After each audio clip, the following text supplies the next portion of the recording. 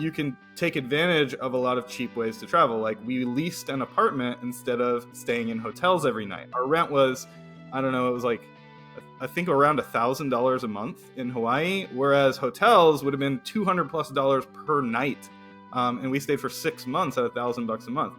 Instead of doing a rental car every day, we bought a car there for $4,500, and then we drove it for 6 months and sold it for $5,600 when we left. So we had a negative auto cost. I love talking about increasing your net worth. This is our barometer for wealth building success. Today we're going to speak with a couple who has grown their net worth to over $1 million in their early 30s. Stephen and Lauren Keys are our guests today. Stephen and Lauren live in Northeast Florida, and when they are not building their wealth, they enjoy traveling and teaching others to build wealth through their platform, Trip of a Lifestyle. Welcome to the show, Stephen and Lauren. Thanks for having us. Absolutely. Thank you both for being here. I appreciate you joining and being transparent, as I know you guys are on your platform, so I'm excited to hear your story today. If you could look back for me when you guys started building your wealth, what was your original motivation? So way back when we graduated college, which seems like an eternity ago now, we had, this one summer between college graduation and me going to grad school, Lauren getting a full-time job. We were moving to California, and, we didn't have any specific plans for that summer. So it felt like freedom, and we decided to take a road trip. So we took 45 days in a little Honda Civic, and we drove from Florida to the northern tip of Alaska and back again. And that's, if you do the math on that, it's too fast for that type of trip. But we did it anyway. We were determined to see as much as possible. Yeah. And so basically after, working hard through college and everything, it was just this like stark contrast where every day on this road trip, we woke up without a specific plan for what we had to do. So we would just wake up every day and say, what do you want to do today? Where do you want to go today? And it was just this open-ended question. And that really changed our perspective just on life in general, because you look around and you see everybody go to the same jobs or the same classes or the same whatever every day, and it felt completely different than that. So it motivated us to want to find that freedom on a permanent basis. And we kind of discovered that the way to get that freedom is to save money and keep your expenses low, and you can buy that freedom. I love that. Lauren, so what were some of the first steps that you guys took after that epiphany moment? So when we moved to California, Stephen started as a TA when he was in grad school. So he had some income. I took a full-time job, so I had some income. And we found ourselves still kind of living that college lifestyle, cheap food and, finding ways to do stuff for fun that was free. And so we started noticing like more and more money kind of piling up in the bank account. And we were like, what do we do with this? Like, I don't really need to buy stuff really. Like, I'm pretty happy. So what are some other avenues for this money? And so that's when we kind of started digging into investing. The very basic idea of like, if you had enough invested and the returns on that were enough, you could have that instead of a job, and then you wouldn't have to go to work every day. And so that kind of led us into learning more and more about like early retirement, financial independence, that kind of thing. And I distinctly remember like being at work and sending Stephen an email from my work address that was, hey, look, this person like did the same thing that we're talking about. It was a news article about a guy who retired early. And I was like, if he can do it, we can definitely do it. Like, people do it. So it's not like a crazy idea. Like, concept proof, Yeah. No. It sounds like a big part of the path for you guys was saving a good portion of what you were making. Now, I've noticed, I guess, through some of my conversations I've had or just in my life, it really depends on who you're spending time with as well. So it sounds like you two are kind of two frugal peas in a pod.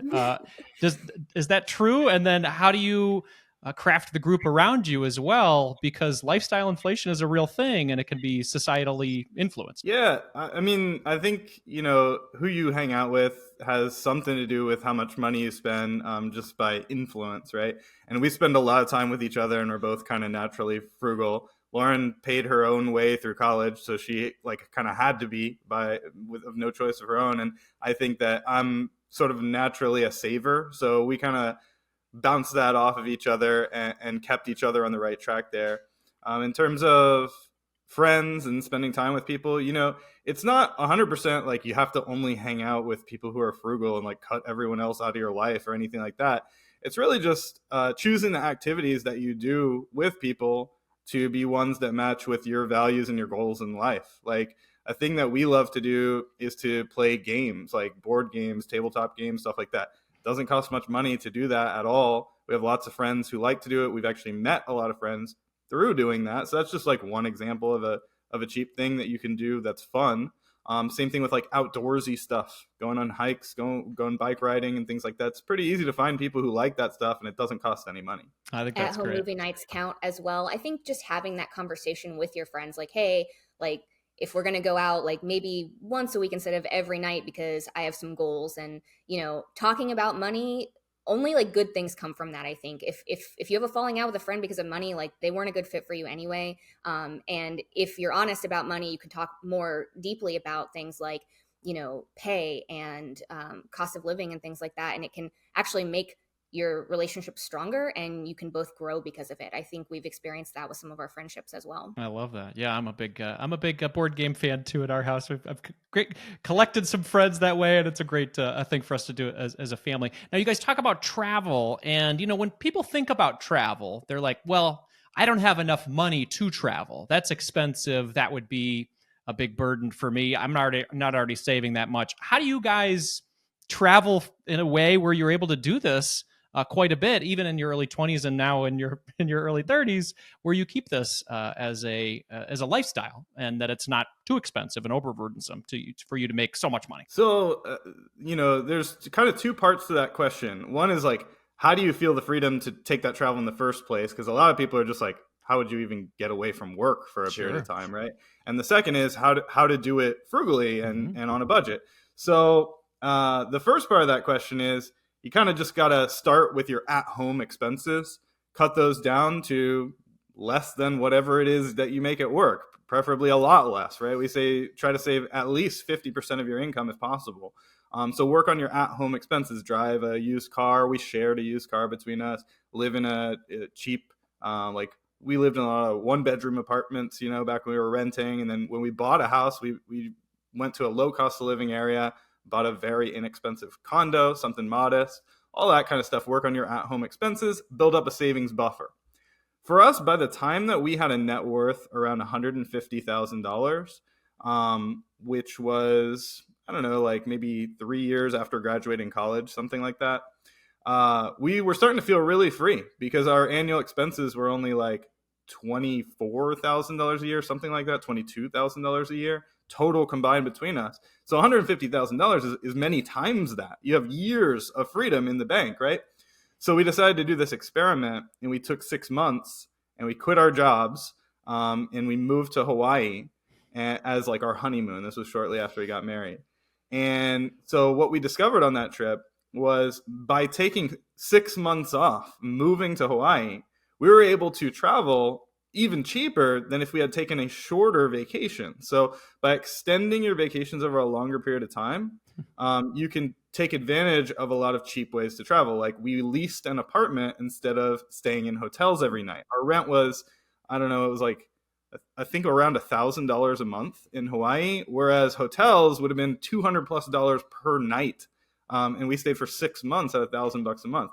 Instead of doing a rental car every day, we bought a car there for $4,500, and then we drove it for 6 months and sold it for $5,600 when we left. So we had a negative auto cost, right? So it's just kind of crazy, the power of traveling for longer periods. It's a little counterintuitive, but the longer you travel, the lower your costs are. That's incredible. Yeah, it's thinking outside the box and not going with the norm about how this is all done. So after Hawaii, you guys had this sort of refreshed look on life and some great times together. Take to me back to your career after that. Did you guys go back to the corporate world and then start to do the grind after that? Talk to me about that situation. Yeah, so Stephen kind of alluded that we bought a house in a cheap cost of living area. We moved back to our college town, actually, and bought a home and got actually higher paying jobs than what we had before we had gone to Hawaii. So it was kind of a level up situation for us. And so with that cost of living kind of lowered in these new higher paying jobs, we were able to save even more than we were before. But after a few more years of that, it did kind of start to get to us, and we were like, we should take like another break. Like, how about another 6 months off? And so we were kind of playing around with like, what would that be? And so we decided on going to every national park in the US. And so we got a camper van. And by that, I mean, it's a small van with a bed in the back. And we drove to Alaska again, and everywhere else to visit all the national parks. And at that time, right before we went on that trip, I went to my employer and I was like, hey, we're going to take this trip.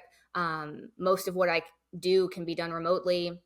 If you'd be interested, I can work for you again. I kind of transitioned that successfully previously when we went to Hawaii. And they were interested, but we couldn't really come to an agreement. So I just quit.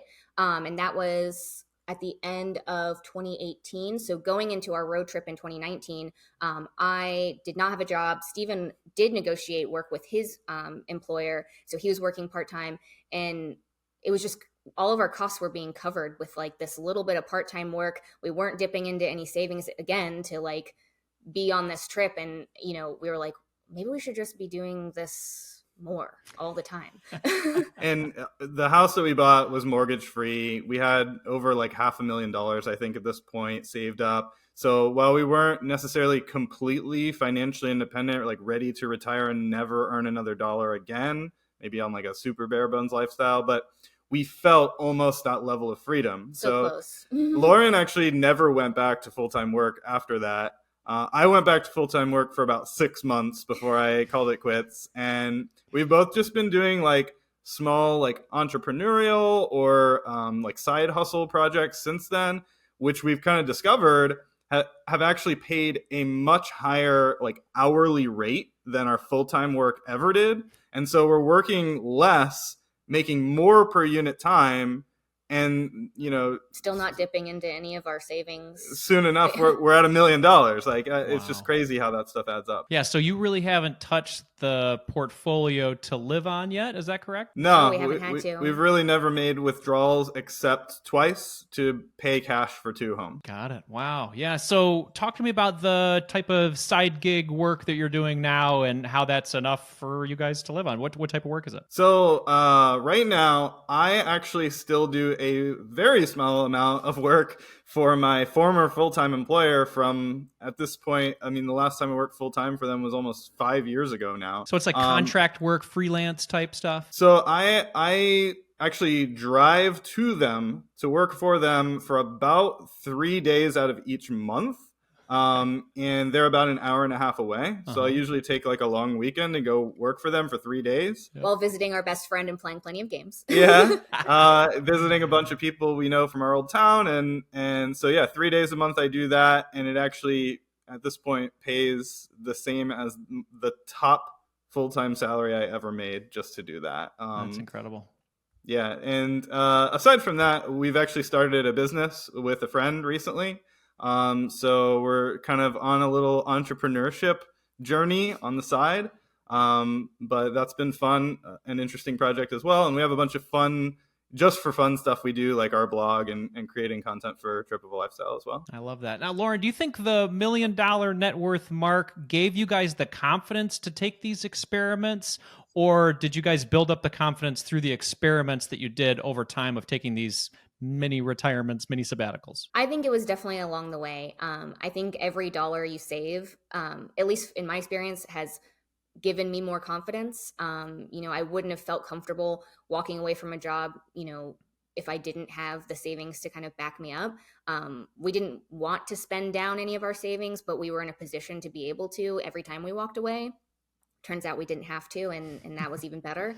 But like, it also gives you the confidence. For example, when we came back from Hawaii and we were looking for work, I said we increased our pay, and that was very deliberate. I mean, I had a job offer for the same amount of money that I was making previously, and I waited probably another month until I found a job that paid even better. And so I went from like a $35,000 a year offer to a $50,000 a year offer because I had, the freedom to just wait it out, because we had all that savings. Yeah, I think this is great. I think both you and I, or the three of us, have an admiration for the fire community, or we're a part of the fire community, whatever we want to label that as. This seems like a beautiful appreciation of the traditional fire movement, but then creating your own version of it with, it's like, hey, we do have that money all built up in a portfolio, but we don't really need it. We've just invented the amount of time and money we need to enjoy today. Is that correct? Yeah, I mean, at this point,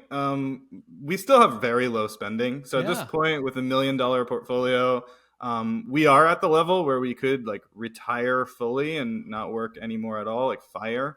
But yeah, it's just like you said, we haven't felt the need to do that, and we've just been able to pursue things that are either very lucrative for the small amount of time input they take, or are just fun and interesting challenges like this business we started. Yeah. Do you think completely stopping working is something that you're really interested in the near future at all? I don't know. It depends on how you define Sure. working. And that's always personal. Absolutely. And the amount, yes, like the amount and the demands on your time, and on your life. So, right now, because we just started this like new venture with a friend, like it's a lot of time and effort, and it's something that I wouldn't want to be probably that much time and effort That's very for true. much longer. Sure. But I want the results of that time and effort to be available for us to like have fun with. We're just like not necessarily to like the fun part yet, if that makes sense. Like we're in the building part, and it's like a lot. I think having some cycles, some ups and downs is healthy. Like having some periods where you're working really hard, feeling productive, like you're doing something meaningful, and then having long periods where you get to recharge and just live life for fun's sake. Yeah, like last year we were in Australia for 3 months, and that was like purely fun. Every day we just like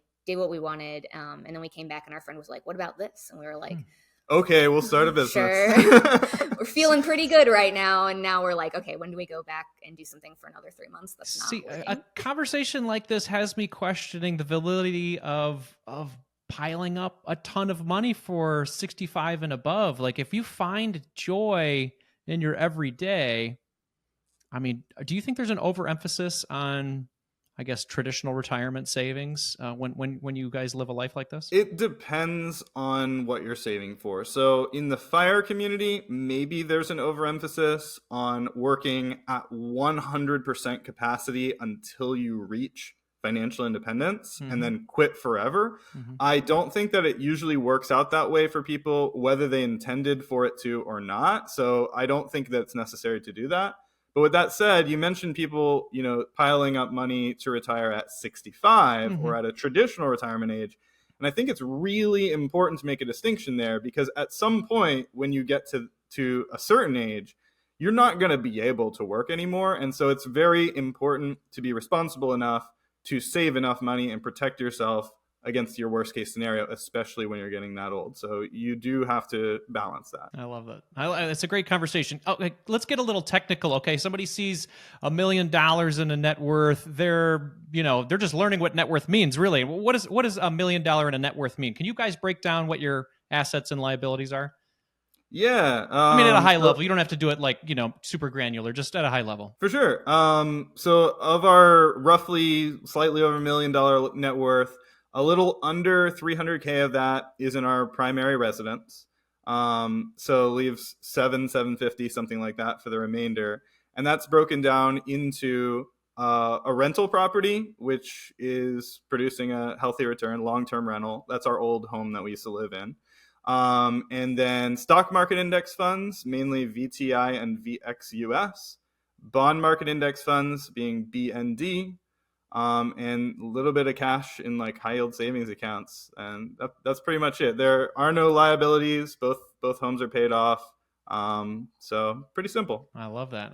Now there's some conversations around, hey, you get a low interest mortgage. Why would you pay that off? You could be making more money in the stock market. What would you say to people who might say that? So in general, at any given time, there's always a balance to be struck there. So there's not a right answer to that question.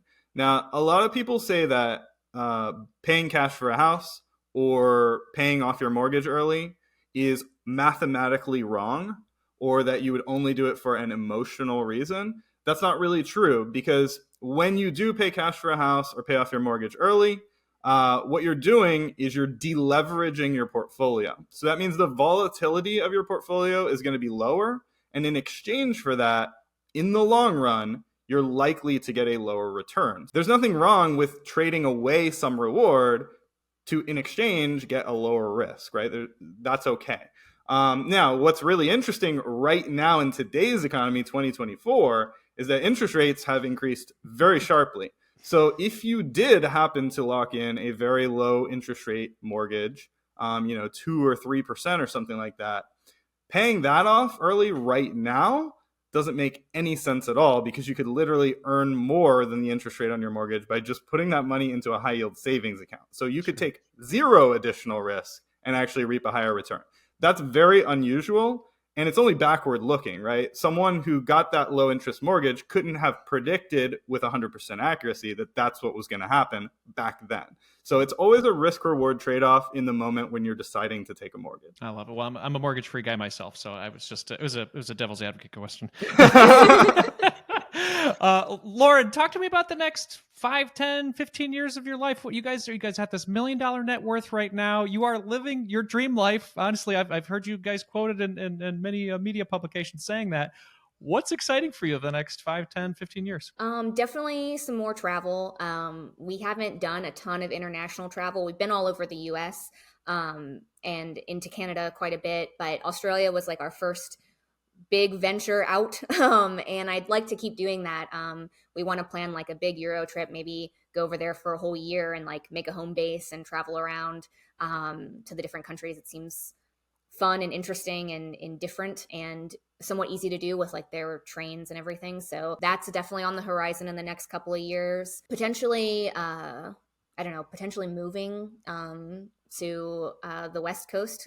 We like the weather in Southern California a little bit more than Florida. It's a bit less rainy. Yeah, I mean, and we got this new business going. Very excited to see where that goes. That's true. Work on that and see the results of it. It's been this exciting new adventure because we were both employees for our entire career, so it's pretty cool to own a new business now too. Got it. Now I know for the Southern California move, are you nervous about still flexing your frugal muscle in Southern California versus Northeast Florida? I feel like we've accomplished that before. When Stephen went to grad school, we were in Southern California. That's how we found out about such a place existing. And we were able to save money then and live frugally. We did that in Hawaii as well. So I'm not too concerned about like cost of living. I feel like we generally make it work. Yeah, with enough thought and planning, you can usually make any place you want to live or anything you want to do affordable. Just got to figure it out. Well, you guys are definitely proof of that. So thank you so much for your time today and sharing your story. Now, there's somebody listening and they say, man, I am just getting started out, but my spouse and I both have good paying careers. We want to build our net worth up to $1 million and achieve the financial freedom that you guys have. What's one step that they could take following this interview? Honestly, the biggest thing is thinking about your expenses. That's the thing that you have most under your control as your first step. Obviously, increasing your income is good too. But for expenses, look at the big three. Look at your housing, your transportation, and your food. So eat groceries at home, drive a used car, share it if you can, and live in a modest place. I love it. I love it. Excellent. Well, you guys have a great platform. You're teaching people how to live this lifestyle. Tell people more about it and mention your new business too, if that's helpful for you guys. Yeah, our blog is tripofaLifestyle.com. So that's where you'll find our financial roadmap that teaches you how to do pretty much everything we did. Everything on Trip of a Lifestyle is free. We don't have anything for sale there at all. So it's just a free guide for that stuff. And yeah, the new business, if you're either a college student or you have kids that are in college or family members who are in college, it's a college math and science tutoring company. It's called Cram Better, so crambetter.com, and it's not free, sorry. Oh, you got to make money somehow, right?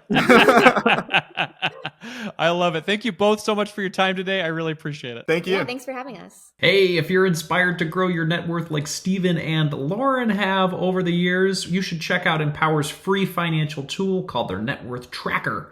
My wife and I use this net worth tracker tool that was free to track our net worth from negative $50,000 to over $1 million in 10 years. This helped us to stay on task and on time with our goals and allow us to have the financial freedom that we have today. So check it out in the links below, or check it out in our video description. If you want to see another couple that has grown their net worth to over $1 million, stick around for the next video.